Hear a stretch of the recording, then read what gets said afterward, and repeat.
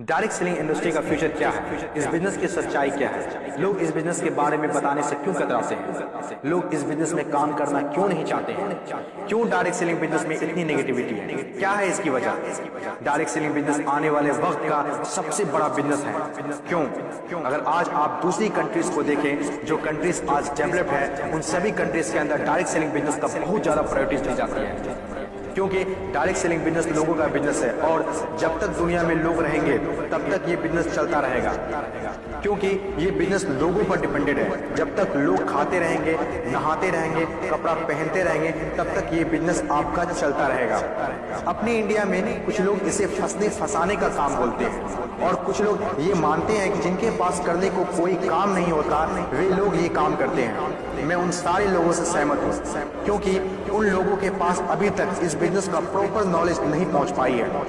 ये हम लोगों की जिम्मेदारी है कि इतनी पावरफुल और ब्यूटीफुल इंडस्ट्री के बारे में लोगों को समझाएं। दुनिया में कुछ ऐसे भी काम होते हैं जो लोगों को आसानी से समझ में नहीं आते हैं। एक छोटा सा एग्जांपल देता हूं।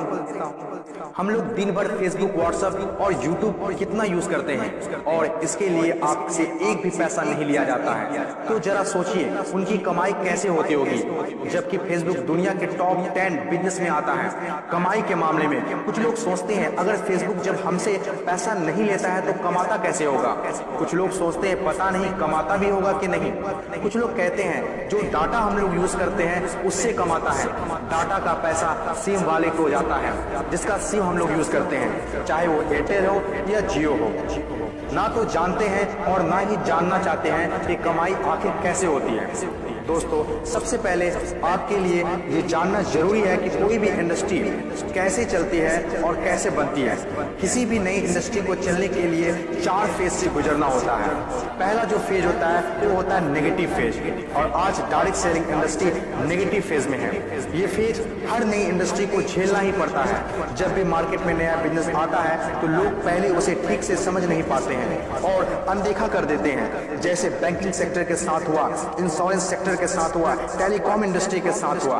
पहले ना तो लोग बैंक में पैसा जमा करते थे और ना ही इंश्योरेंस लेते थे, क्योंकि इंडस्ट्री नई थी, लोग डरते थे, किसी पर भरोसा नहीं था। लेकिन आज देखिए यही इंडस्ट्री है जिसके बिना किसी राज्यों की कल्पना करना असंभव है। जब नई नई प्लास्टिक इंडस्ट्री स्टार्ट हुआ तो 95% लोगों ने इनकार कर दिया ये कहकर कि यह पॉसिबल नहीं है, लेकिन उस वक्त भी 5% लोगों को विश्वास था और आज वही 5% लोग दुनिया में आगे हैं। आज हर चीज प्लास्टिक का है, जग हो या बाल्टी, कुर्सी हो या टेबल, खिलौना हो या फ्रेम, यहाँ तक कि डोर भी अब प्लास्टिक के हैं, जो आज से 20 साल पहले किसी ने सोचा भी नहीं था। आज direct selling business negative phase में है, इसीलिए इतनी सारी नेगेटिविटी है। और जब ये पॉजिटिव फेज की तरफ बढ़ता जा रहा है, नेगेटिव फेज में होने के बावजूद भी इस इंडस्ट्री ने कई लोगों की जिंदगियां बदल दी। दूसरा जो किसी भी इंडस्ट्री को फेस करना होता है वो दूसरा फेज होता है पॉजिटिव फेज।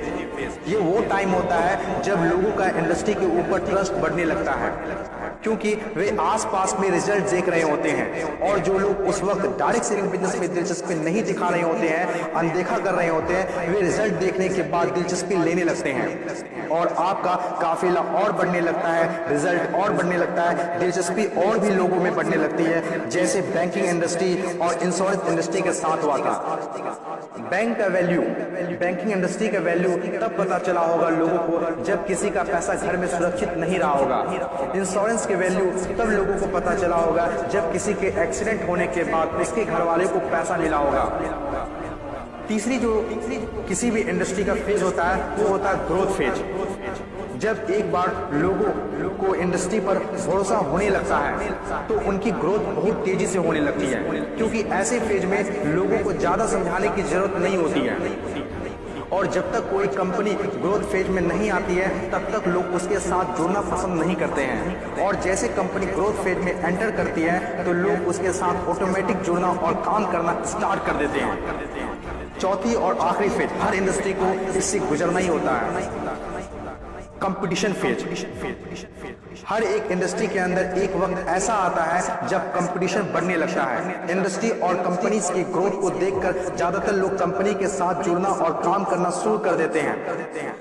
ज्यादातर लोग ज्यादा प्रॉफिट के चक्कर में कंपटीशन होने लगता है। फिर चाहे कोई सेक्टर हो, बैंकिंग सेक्टर हो, टेलीकॉम सेक्टर हो या ऑनलाइन शॉपिंग हो, आज के टाइम पर हर सेक्टर में हाई लेवल कंपटीशन है। ये टाइम हम सब के लिए बेस्ट टाइम है इस इंडस्ट्री को जानने के लिए, समझने के लिए और इसे करने के लिए।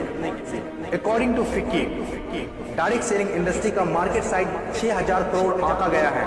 आज तक जितना हुआ है उसको देखते हुए फिक्की ने डिक्लेयर किया है कि डायरेक्ट सेलिंग बिजनेस 2020 से 25 तक 645 अरब तक की हो जाएगी। आपको इस बात को जानना बहुत जरूरी है कि अमेरिका, ऑस्ट्रेलिया, चीन, जापान, कोरिया और सिंगापुर जैसी बहुत बड़ी बड़ी डेवलप्ड कंट्रीज ने डायरेक्ट सेलिंग बिजनेस को बहुत हद तक अपना लिया है और वहाँ के सिटीजन भी बहुत जागरूक हैं।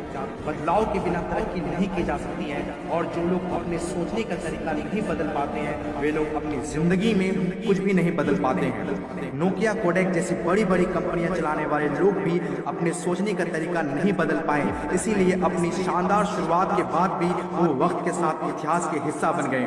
इन तमाम बातों से मैं एक बात बताना चाहता हूँ, बदलाव ही प्रकृति का नियम है। बदलना तो तय है, जो वक्त से पहले बदल गया उनकी जिंदगी बदल गई और जिसे वक्त ने बदल दिया उनकी भी जिंदगी बदल गई। फर्क साफ है, अगर वक्त के साथ बदल गए तो ठीक, वरना वक्त ने बदला तो बहुत तकलीफ होगी।